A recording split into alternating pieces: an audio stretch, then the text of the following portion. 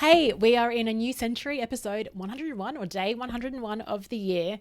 And I think it's a really good time to remind you, really remind myself around something called Parkinson's law. And I inherently know this, but sometimes when I get caught in that trap of just doing, I forget to pull myself up. I don't know if you've heard of Parkinson's law, but Parkinson's law essentially states that work expands to fill the time available for its completion. So if you have a week to write a report, it'll take a week.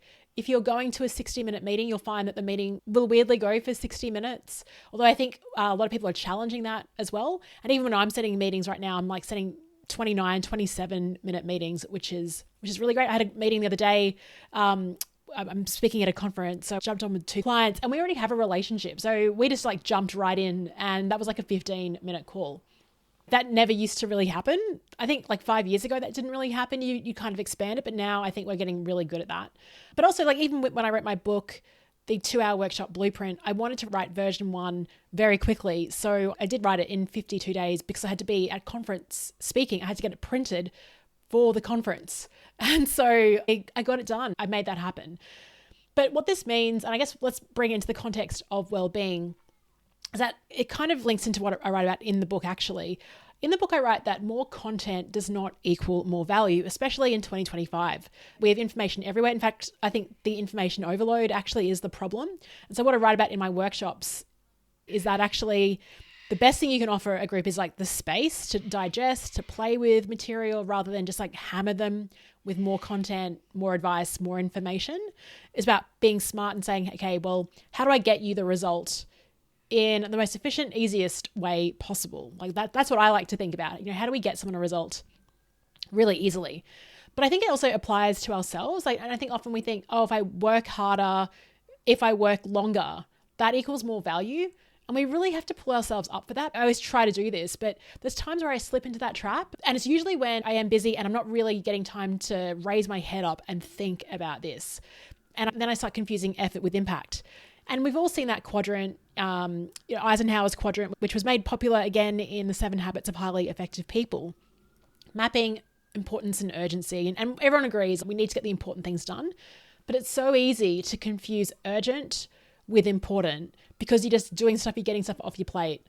So I guess this is a call to action, a nice reminder, and even to myself, is to really get back on that balcony. I prefer actually getting on a rooftop and being quite strategic, looking ahead and thinking, okay, I've got all these things in my calendar. And instead of thinking, what do I actually need to do? Think, what is the result that I'm after? Let's really start focusing on results and not tasks. And it links back to the earlier episode I did around shaving the yak that Steph Clark chimed in on, around of what do you actually need to get done? What do you actually want to achieve? What is the result you want to get? And are doing those tasks really in service of that, or is it more just busy work? Now, you can use Parkinson's law actually for good and just challenge yourself and give yourself less time. Because often we don't put constraints. Like we'll have something to do and we'll just like, it'll be like an endless thing. Like, oh yeah, I've just got to do this thing. But we don't actually throw a constraint on it. Again, something I talk about in my book is when you're planning a workshop, just do it in sprints. And we've heard of the Pomodoro technique, which is, I think, 25 minutes on, have a bit of a break, work in 25-minute bursts. I really like that as an idea. But there's so much you can do with it, even within 10 minutes. I like it when I've got, I've had a meeting and then I've got another meeting on in 10 minutes. And I'm like, oh, could I record a podcast in this time? What could I do? But it's like gamifying it. And I find that usually I tend to, the more that I reduce the time, I actually get it done. Sure, it's not perfect, but that's okay. I can just get it out and then go back to it later on and edit to get it to a state where it's successful. But it's there. And what I like about this approach is sometimes if we've got something that's due in a week, we'll end up spending the whole week just thinking about it. And that alone, that bandwidth, thinking about the task that you're meant to do is like, that just sucks up so much energy as well. So dragging it out just doesn't make it better. It makes it heavier. So you got to think about that as well, like that compounding load of waking up thinking, oh, I've got to do that thing. Sometimes it's easier just to be like, right, I'm going to listen to some Offspring. Then I'm going to like get into this state and I'm going to try and tackle this, or just think about what I need to do to get this done, get the result in 10, 15 minutes and just go hard at it that way. And I'm throwing a few different formulas and ideas at you in this episode. Sorry about that. About my HIIP framework, the high intensity interval performer. I really enjoy HIIT workouts, high intensity interval training, which is all around like working really hard, then having a bit of a break. And I find that this is like a really good approach for just getting those results and making some moves.